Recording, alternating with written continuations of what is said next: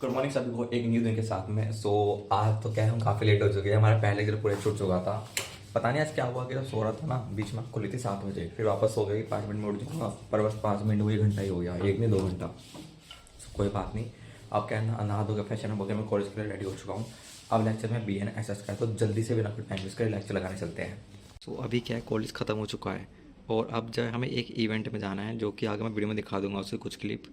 उस इवेंट में क्या कई सारे लीगल लॉयर्स आ रहे हैं जो कंपनी में कॉर्पोरेट में काम करते हैं और कुछ कोर्ट्स में काम करते हैं, और कि AI कैसे आजकल इवॉल्व हो रहा है, AI का क्या रोल होगा हमारी लाइफ में, मेरी लॉ की फील्ड में and anything else.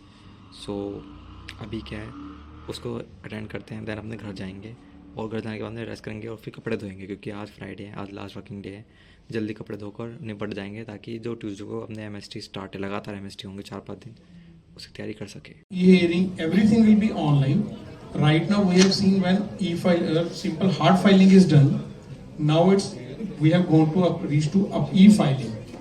Slowly we मैं अभी जस्ट अपने घर पे पहुंचा हूँ और घर पे पहुंचने के बाद में देखा कि घर में थोड़ा गंदा हो गया था, क्योंकि सुबह थोड़ा लेट हो गया था ना, इसलिए तो उसको भी थोड़ा थोड़ा साफ़ करता हूँ। बाकी इसके अलावा अपने कपड़े धोते हैं, अपने लिए चाय बनाता हूँ एंड देन अपने कपड़े धोने के बाद में सुखाएंगे।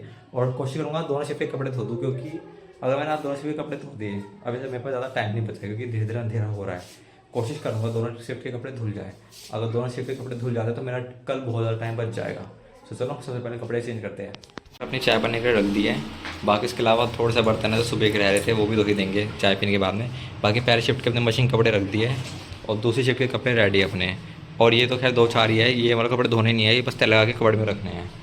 आफ्टर स्नैक्स क्या है, मैंने अपने दोनों शिफ्ट के कपड़े धो लिए, यहाँ पर है, कल इसको सुखा लेंगे।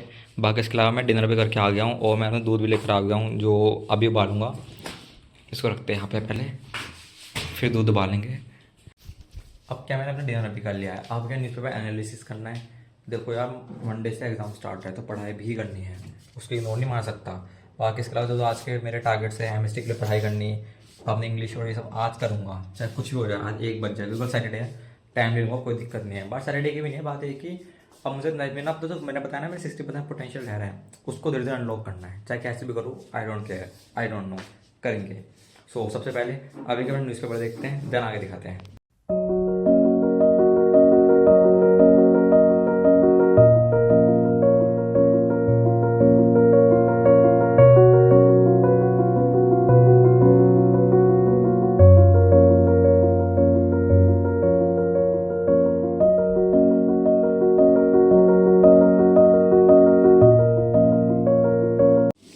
न्यूज़पेपर देखने के बाद में आज के जो आर्टिकल्स थे काफ़ी अच्छे थे। उसमें से एक आर्टिकल था फ्रीबीज के ऊपर। फ्रीबीज यानी जो भी सरकार होती है ना, जैसे मान लो स्टेट इलेक्शन आने वाले, अभी मध्य प्रदेश, मतलब कई सारे स्टेट्स में भी इलेक्शन आने वाले इस साल, और अभी लास्ट कुछ टाइम पहले बिहार में इलेक्शन हुए हैं, जिसमें ऑफकोर्स BJP जीती है। बट मेरा क्वेश्चन ये है कि सुप्रीम कोर्ट ने देखा कि जब भी कोई स्टेट में इलेक्शन आने वाले होते हैं ना, तो हर गवर्नमेंट पार्टी कहती है कि मैं इतने पैसे दूंगा, इतने पैसे दूंगा। तो सुप्रीम कोर्ट ने बोला कि जो पैसे देते हो ये किसकी जेब से देते हो? ऑफकोर्स हम टैक्स पेयर की जेब से देते हैं, आप और मैं। इवेंचुअली बात है कि ये फ्रीबीज देना ना इकोनॉमी के लिए घाटा होता है, क्योंकि फ्रीबीज अगर फ्री में पैसे दोगे तो बंदा कोई काम क्यों ही करेगा। जिसको फ्री में मेडिसिन मिल रही है, चलो मेडिसिन तो इम्पोर्टेंट में है कि कई लोगों को हेल्प करती है, बट इसके अलावा बिजली मिल रही है, पानी मिल रहा है, घर मिल रहा है, तो क्यों ही काम करेगा, बेसिस उसकी नीड खुद ही पूरी हो रही है। तो सुप्रीम कोर्ट ने बोला है कि या तो फ्रीबीज पे एक्शन लो वरना हम लेंगे। और आई थिंक ये बहुत ज़रूरी है हमारी चीज़ में, क्योंकि कई लोग नहीं समझते, सबको लगता है सब शॉर्ट टर्म सोचते हैं। कहीं ना कहीं शायद यही रीज़न है कि कई सारे स्टेट जैसे बिहार, जहाँ पे आज भी बिहार कंपेयर टू अपने मतलब जो उसके नेबरहुड में स्टेट है, जैसे यूपी, मध्य प्रदेश हो चुका, वो काफ़ी पीछे रह गया है।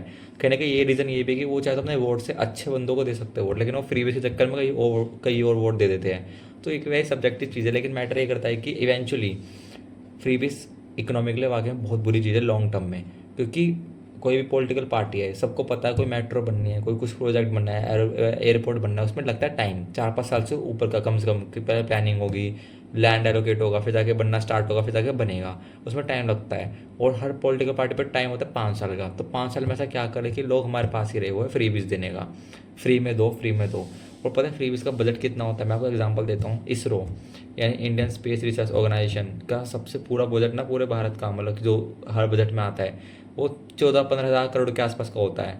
और दूसरी तरफ केवल महाराष्ट्र की एक स्कीम है, वो लगी लेडीज़ के लिए, वुमेंस के लिए, उसका ही बजट है 26,000 करोड़ का। सोच रहे हो, मैं बाकी स्कीम या फिर और सारी स्टेट का अगर मैं टोटल मिलाऊँ ना अमाउंट, तो होगा 4 लाख करोड़ का। तो इतना 4 लाख करोड़ रुपए का जो साल का पैसा है वो हमारे लिए फ्री बीस में जाता है। अगर यही पैसा हॉस्पिटल, स्कूल्स, इसरो को दे दिया जाए, जो सर इसरो इतना अच्छा काम कर रहा है, फिर डीआरडीओ को दे दिया जाए, जो डिफेंस के लिए हमारे जो मैन्युफैक्चर होने चाहिए और अच्छे से हो जाएंगे। सो सोच रहे हो फिर इंडिया कहाँ होगा कंपेयर टू यहाँ पे। अगर मतलब मैं बताऊँ, दिल्ली में जितनी अब तक मेट्रो बनी है, अगर 4 लाख करोड़ का, अगर मैं रॉन्ग नहीं हूँ, 4 लाख करोड़ में जितनी अब तक मेट्रो बनी है ना, उसकी हाफ और बन सकती है। और हाफ यानी कि आराम से 150-200 किलोमीटर और बन सकते हैं मेट्रो। सोचो कितना बड़ा नंबर है, 4 लाख करोड़ रुपए, बहुत बड़ा नंबर है। सही बताता हूँ, कई स्टेट की शायद, मैं बताऊँ कई स्टेट पे इससे ज़्यादा कर्जा है। पंजाब पे 5-6 लाख करोड़ का कर्जा है। अगर 4 लाख करोड़ का उसका कर्जा उतार दे मिल गया तो भी कितना जल्दी कर्जा कम हो जाएगा। और बहुत बड़ा नंबर है। बट ये कि भैया सब अपना सपना सोचते हैं। सो ये तो क्या न्यूज़पेपर देखा। इसके अलावा कई सारे न्यूज़पेपर में आज की बहुत अच्छी बातें लगी मेरे को, कि मतलब पर्सनल डाटा प्रोटेक्शन के बारे में बात करी गई, फ्लाइट ओवररीच की बात करी गई, कि फ़्लाइट में कई लोग होते हैं जो केओस मचाते हैं, उनकी बात करी गई। और सिविक सेंस की तो खैर न्यूज़पेपर बात होती है, लेकिन इवेंचुअली जब तक लॉज नहीं है, जब तक उसकी सज़ा नहीं, तब तक कुछ होगा ही नहीं। सो ये तो आज के न्यूज़पेपर की बात में। इसके अलावा अब क्या है कि कल सैटरडे है, परसों संडे है और उसका मेरा एग्ज़ाम स्टार्ट है। सो 2 दिन जी, मतलब टू वेरी ऑनेस्ट पढ़ाई पर ध्यान देना है। इसके अलावा 2-3 घंटे का टाइम होगा कंटेंट पे ध्यान देना है। इसके अलावा मैं अपने आज के ब्लॉग में और ओपी जिंदगी गया था, उसमें मैंने ब्लॉग में थंबनेल कुछ एडिटिंग करने का सोचा था। एडिटिंग में देखा व्यूज़ तो नहीं आए, बट यस मुझे अच्छा लगा देखने में, इसलिए आज भी ट्राई करूँगा कुछ अलग करने का। बाकी इसके अलावा जो न्यूज़ डेली न्यूज़पेपर वाला एक मैंने ब्लॉग बनाया था, उस व्लॉग का जेन्युइनली बोल रहा हूँ, मैंने जो फ़ोटो ली थी ना, वो मैंने इससे ली ही नहीं थी फ़ोन से, कैमरे से। वो मैंने वीडियो ली वीएलसी पे पोस्ट करके, फिर जाके इस फ़ोन से फ़ोटो लिए, समझ रहे हो, वीडियो में से देख कर पोज में से फ़ोन लिया, उस पर व्यूज़ आ गए 150 पार।